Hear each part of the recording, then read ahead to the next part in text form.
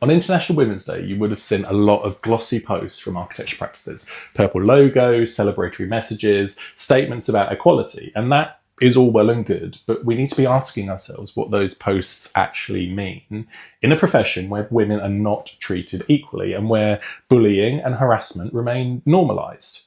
Now, I've spent enough time in this industry to see all the stuff that never makes it into the big reports. I've seen female colleagues spoken over in meetings.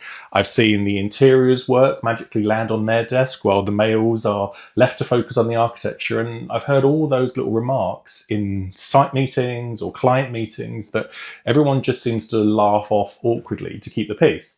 The most common thing I saw was women having to act or, present themselves in a certain way just to be taken seriously. Now, obviously you can take all this as mansplaining if you like, or you can take it as someone asking the uncomfortable questions about a profession that they care deeply in. Because when this gets raised with leadership, or I talk about it online, the response is normally one of two things.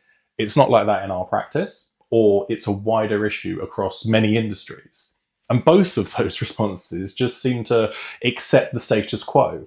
And that's the problem. The Fawcett Society and RBA report from last year illustrated just how widespread this issue is.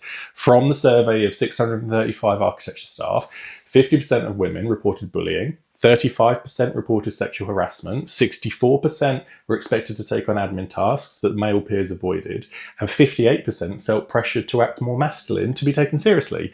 And that's before we even talk about the career penalty that comes with having children. So no, this isn't just about a few bad actors, it is the system. And it's one that too often protects the wrong people, because posting a purple logo once a year won't fix anything, especially when half of women work in practices with no HR, only 1 in 5 know of an anti-bullying policy, and 2/3 believe that reporting their abuse would damage their career. So this idea of zero tolerance means absolutely nothing without enforcement, because if it's not backed by independent reporting, real accountability, and actual consequences, it is just marketing. We need to stop protecting the old guard. We need to start enforcing real consequences and start having more of these open and honest conversations about culture inside our own practices, because right now, we're continuing to lose talented people from the profession simply because the culture is exhausting, and that should concern all of us. What do you think?